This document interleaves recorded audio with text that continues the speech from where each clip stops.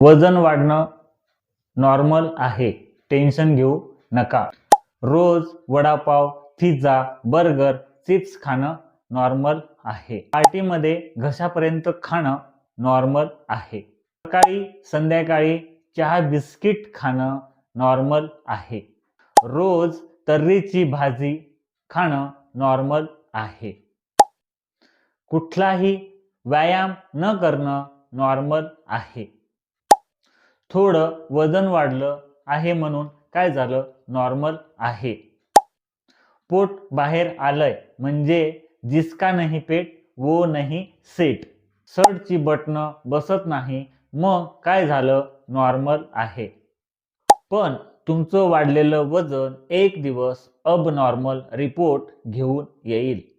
Blood pressure, thyroid, PCOD, cholesterol असे आजार पण नॉर्मल होऊन जातील. आणि मग तुम्ही एक दिवस म्हणाल, माझं नशीब खराब आहे, हे आजार मला सोडूनच देत नाहीये. आणि मग तुम्हाला आरशामध्ये बघून रडू येणार. जुने कपडे कपाटातून निघत नाहीये. आणि मग एक दिवस असा येईल, तुम्ही लोकांना बोलाल की एके दिवशी मी खूप फिट होतो. आणि तुम्ही सेल्फीमध्ये फिल्टर शोधायला चालू कराल, पण आत्मविश्वास सापडणार नाही. आताही वेळ गेलेली नाहीये. नॉर्मल आहे, नॉर्मल आहे हा नालायकपणा सोडून द्या.